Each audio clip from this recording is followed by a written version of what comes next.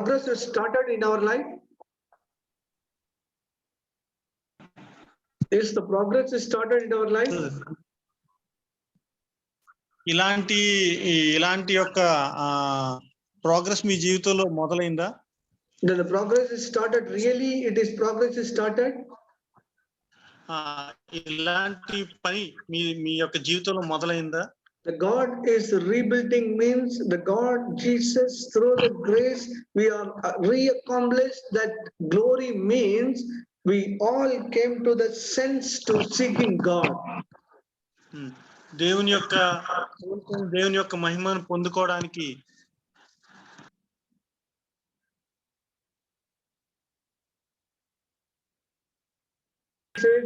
the glory of God.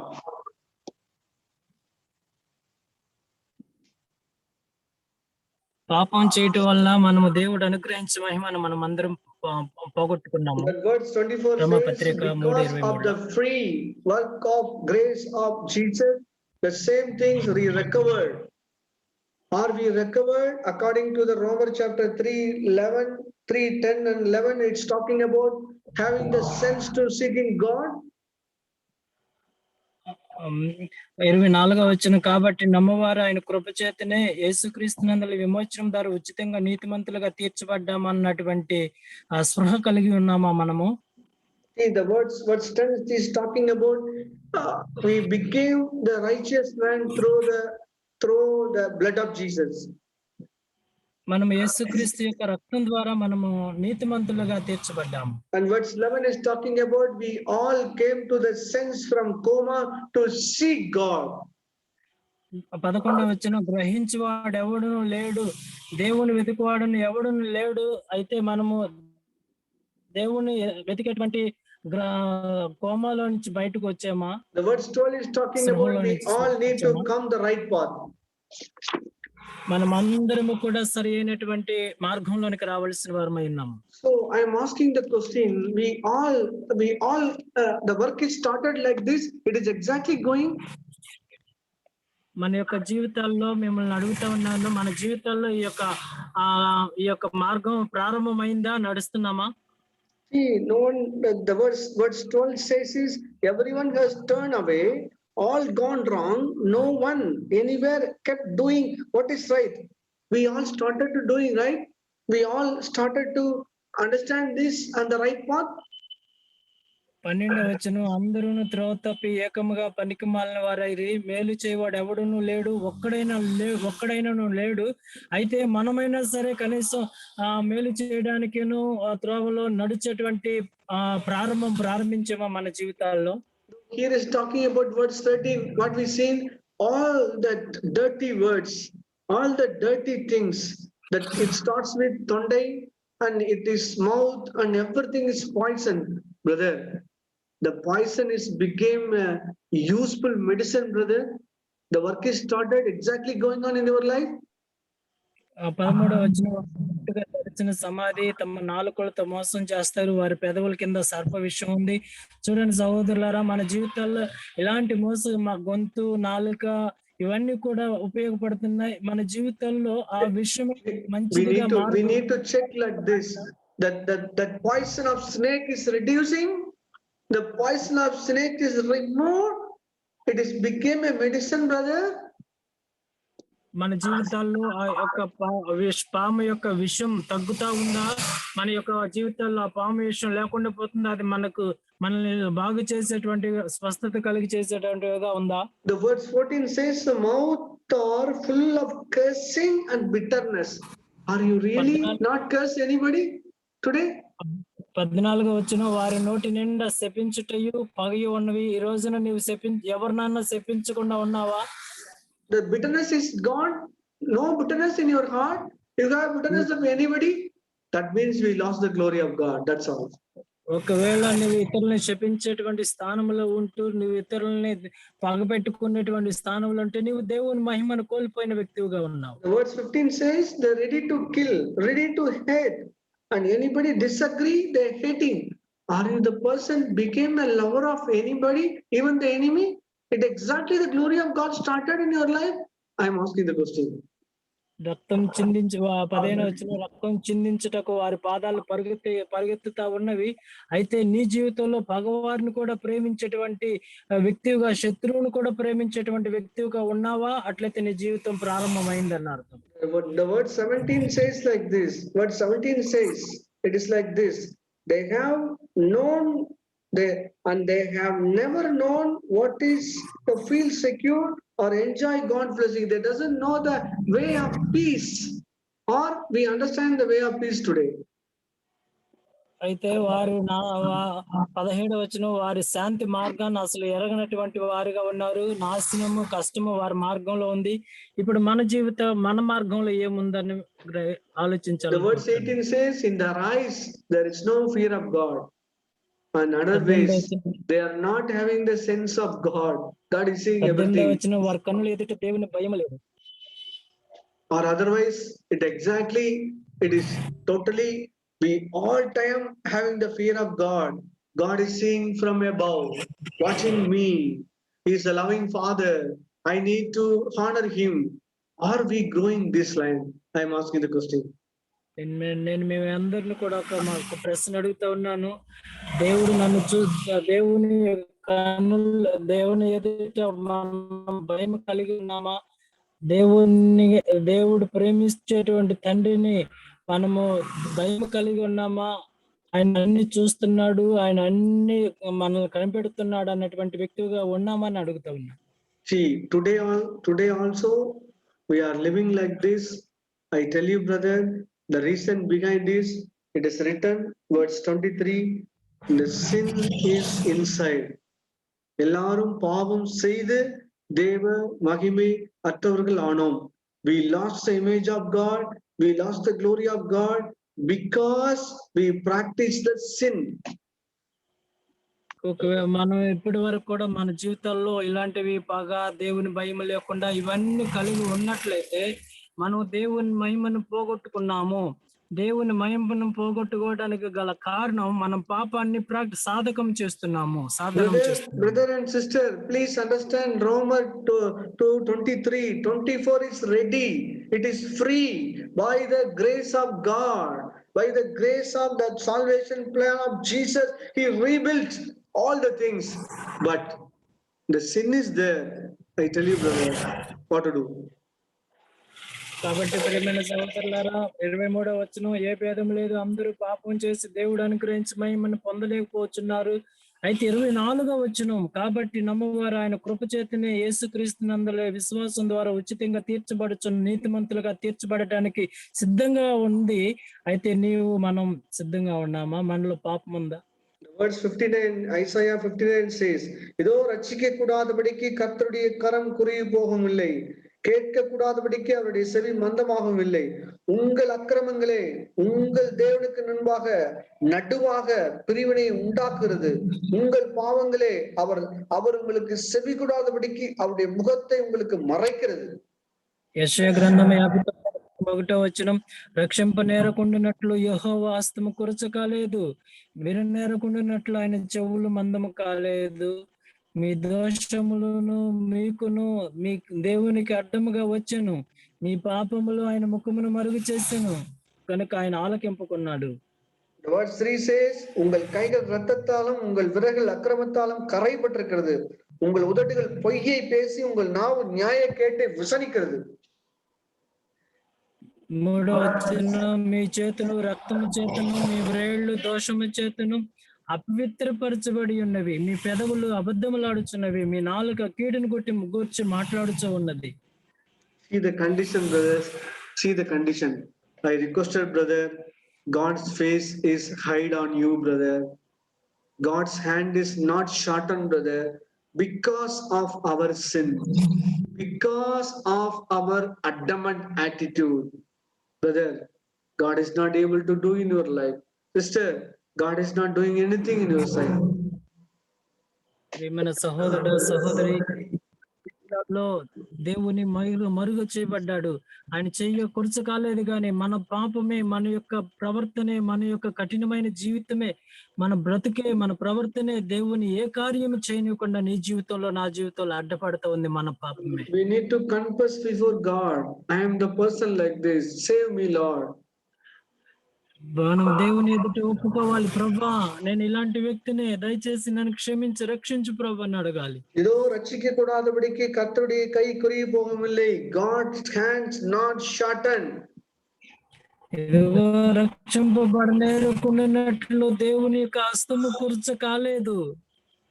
God கேட்கக்கூடாதபடிக்கு அவருடைய செவி மந்தமாகவில்லை. God is hearing what is going on in your family, what is going on in your life, all your prayers. God's ear is ready to hear. கேட்கக்கூடாதபடிக்கு அவருடைய மகன் மந்தமாகவில்லை. ఆయన వెన్న నేరకుండానట్లు ఆయన చెవులకేమి మందం కాలేదు. మనం అది మాట్లాడుకుంటున్నాయి, మనం చేస్తున్న అన్ని కూడా ఆయనకు అడ్డం అయిపోయినాయి, మన జీవితాల్లో ఏమి జరగనివ్వకుండా. உங்கள் அக்கிரமங்களே உங்கள் தேவனுக்கு நடுவாக பிரிவினை உண்டாக்குறது. There is a wall in between you and your God.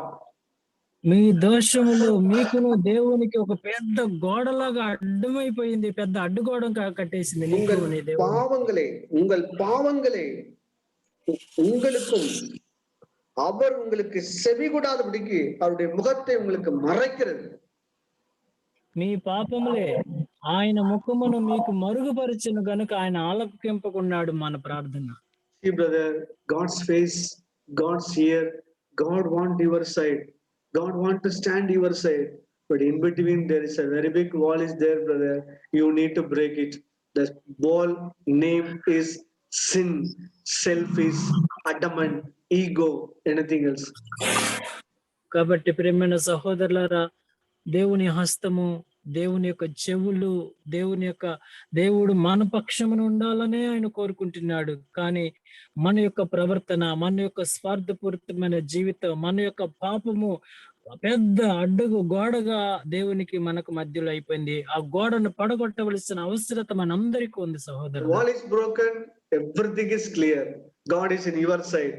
God take you the great peaceful life. కాబట్టి నువ్వు గోడగాని పగలగొడితే దేవుడు నీ పక్షాన ఉంటాడు. అప్పుడు నువ్వు సమాధానం కలిగిన జీవితాన్ని, ఆనందం కలిగిన జీవితాన్ని జీవించగలుగుతావు. Romans chapter 3 verse 10 to up to verse 21 talking about tondai, it is talking about mouth, it is talking about a lip, it is talking about that heart, it is talking about the eye, all the areas talking about the leg, everything is there. Dear brother, please check your life. ప్రియమైన సహోదరులారా, రోమాపత్రిక 3వ అధ్యాయం 10వ వచనం నుండి 23వ వచనం వరకు కూడా మన నోరు, మన నాలుక, మన పెదవులు, మన చేతులు, మన కాళ్ళు, మన కళ్ళు ఎన్ని పాపాలు చేసినవన్నిటి గురించి రాయబడి ఉంది. కాబట్టి మన జీవితాలు ఒకసారి పరిశీలన చేసుకుందాం. Verse 24 says, இலவசமாய் அவருடைய கிருபையினால் கிறிஸ்து இயேசுவில் உள்ள மீட்பை கொண்டு நீதிமான்களாக்கப்படுகிறோம். Verse 24.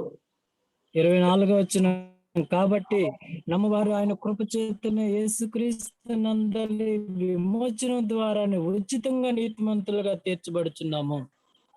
See brothers, it is written, verse 23 says, எல்லாரும் பாவம் செய்து தேவ மகிமை அற்றவர்களானோம். The reason behind we lost the image of God, there is inside till now.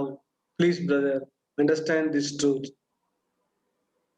కాబట్టి ప్రియమైన సహోదరులారా, ఒక సత్యాన్ని మీరు అర్థం చేసుకోండి. 23వ వచనం, ఏ భేదము లేదు, అందరూ పాపం చేసి దేవుడు అనుగ్రహించేటువంటి మహిమను, ఆయన యొక్క స్వరూపాన్ని మనము కోల్పోయిన వారంగా ఉన్నాము. అర్థం చేసుకోవాలి, అది కారణం మన పాపమును బట్టే. Jesus is ready to take care of your life. His hand is ready to catch you. In between there is a wall. We need to break it. యేసుక్రీస్తు ప్రభు తన హస్తం చేత నిన్ను పట్టుకొని రక్షించాలనేటువంటి ఆశ కలిగి ఉన్నాడు. అయితే దానికంటే ముందుగా నీ యొక్క పాపపు గోడ నువ్వు బద్దలు కొట్టవలసిన అవసరం ఉంది. Are we growing the image of God? Are we growing the glory of God day by day, brother? I'm really glad to hear if anybody say yes. ప్రియమైన సహోదరులారా, అనుదినము నేను దేవుని యొక్క స్వారూప్యంలోనికి మారుతా ఉన్నాను. అనుదినము దేవుని యొక్క మహిమను నేను పొందుకుంటున్నాను అని ఎవరైనా చెప్పగలిగితే మీలో నేను చాలా ఆనందపడతాను, I tell సంతోషంగా. you, one day by day, please grow in glory to other glory, glory to other glory, and you will become like Jesus, and you will meet Jesus as it is. I encourage you, sister. I encourage you, brother. ప్రియమైన సహోదరి సహోదరులారా, మీ అందరిని నేను ప్రోత్సహిస్తూ ఉన్నాను. అనుదినము మీరు మహిమలో నుండి మహిమలోనికి, మహిమలో నుండి మహిమలోనికి మీరు రూపాంతరం చెందుతూ ఉంటే మీరు ఒక దినాన క్రీస్తు పోలే మీరు మార్చబడతారు. Dear brother and sister, take this word very seriously.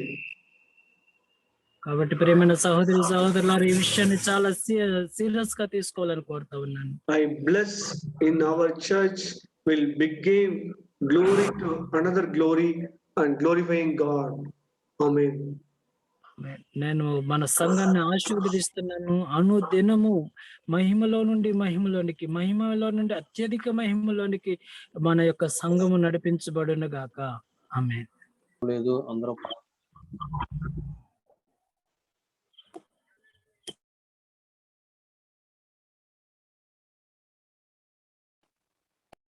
Brother, unmute and speak.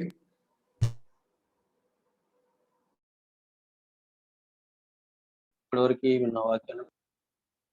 విన్న వాక్యాన్ని బట్టి దేవునికి కృతజ్ఞతాస్తుతులు చెల్లిస్తున్నాము. ఈరోజు విన్న వాక్యంలో రోమ 3:10 నుంచి 24 వరకు దేవుడు మనకి చక్కటి వాక్యాన్ని తెలియజేశారు. అదేవిధంగా ఇందులో నీతిమంతుడు లేడు, ఒక్కడు లేడు, గ్రహించేవారు ఎవరు లేడని చెప్పి రాయబడి ఉంది. అదేవిధంగా మన శరీరంలో ఉన్న ప్రతి అవయవం గురించి కూడా దేవుడు మనం ఏ అవయవం ద్వారా ఎలా పాపం చేస్తున్నాం అనేది కూడా వివరించారు. దీనికి రెఫరెన్స్ గా యెషయా గ్రంథం 59వ అధ్యాయంలో కూడా రక్షించడానికి దేవుని హస్తం కొరత కాలేదు, కానీ మన పాపములే ఆయనకి మనకి అడ్డుగోడలుగా ఉన్నాయని చెప్పి చెప్పడం జరిగింది. మనం ఎప్పుడైతే మనం యేసుక్రీస్తు ప్రభువుని నమ్ముకుంటామో అప్పుడు ఉచితంగా నీతిమంతులుగా తీర్చబడతాము. అయితే మనము అనుకుంటాము, నేను చాలా నీతిమంతుల్ని, నేను అన్ని బాగానే ఉన్నాను, నేను ఏ పాపం చేయట్లేదని అనుకుంటాం. కానీ మనం ప్రతిరోజు కూడా మన నాలుక ద్వారా, మన చూపుల ద్వారా కానీ, మన పెదవుల ద్వారా మాట్లాడటం కానీ, లేకపోతే ఇంకా అనేక విషయాల ద్వారా మనం పాపాలు చేస్తూ ఉంటాము. పరిశీలించుకొని ప్రతి ఒక్క విషయాన్ని కూడా పరిశీలించుకొని మనం యేసుక్రీస్తు ఇచ్చే ఉచితమైన కృప ద్వారా నీతిమంతులుగా తీర్చబడాలంటే మనం ఆయన నమ్మి మనం చేసే పాపాలను వెన్నాడాలి.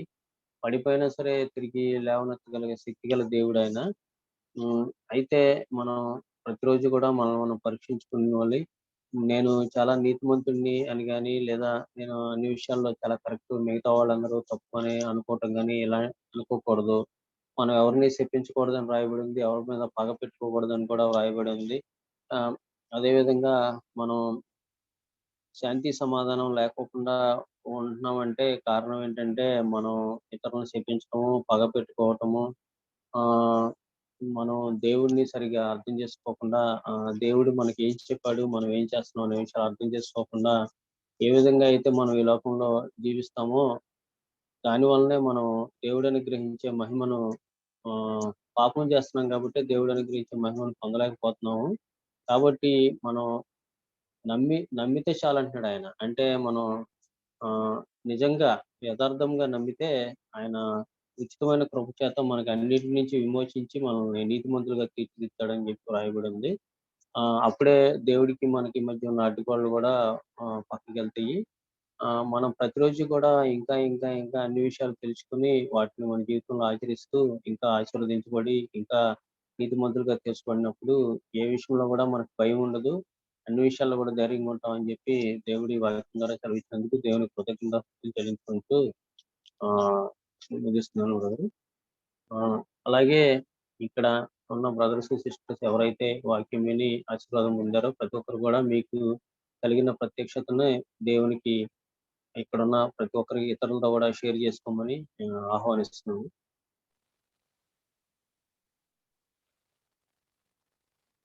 దేవుని మాటలు ఇలా ఉన్నాయి. నీతిమంతుడు లేడు, ఒక్కడును లేడు, గ్రహించేవాడు ఎవడునూ లేడు అని చెప్పి రాయబడింది. సో, నీతిమంతులుగా లేని వాళ్ళం మనందరము ఉన్నాం. ఒక్కడు కూడా నీతిమంతుడు లేడు. ఆ నీతిమంతులు లేకుండా మనకి మెయిన్‌గా ఇంకో విషయం చెప్పబడింది ఏంటి అంటే 13వ వచనంలో వారి గొంతుకు ఎలా ఉంది అంటే బ్రదర్ ద్వారా దేవుడు తెలియపరిచిన విషయం ఏంటి అంటే గొంతుకు వాళ్ళ నోరు, పెదవులు, గొంతుకు, నాలుక ఇవన్నీ ఎలా ఉన్నాయంటే విషము చిందుతా ఉన్నాయంట మాట్లాడుతుంటే. ఆ వాసన కంపు ఎలా ఉంది అంటే చచ్చిపోయిన శవం దగ్గర రోజులు కుళ్ళిపోతా ఉంటే వచ్చే శవం ఏదైతే ఉందో అలా శవం అలాంటి వాసన, అలాంటి నోరు కలిగి ఉన్నాం. మనకి తెలియకుండానే ఏమైందంటే ఆ యొక్క మా నోటి నుంచి మనము చాలా దారుణమైన విషయాన్ని కక్కుతున్నాం. మన విషం అనే అంత కఠినంగా రాయబడిన మాట అండి. మనం ఏదో సింపుల్‌గా ఏదో అబద్ధమో లేకపోతే ఇలా తీసుకుంటున్నాం కానీ, ఆ విషం అని రాయబడిన మాట అదేంటి విషసర్పం యొక్క ఆహ్, స విషం ఏదైతే ఉందో అది చిమ్ముతున్నామని రాయబడింది. నోటి ద్వారా మనం చేసే తప్పుల గురించి కూడా అక్కడ క్లియర్‌గా చెప్పారు బ్రదర్. చెప్పి చె దేవ్ బ్రదర్ ద్వారా చెప్పబడింది. దేవుని యొక్క వాక్యము.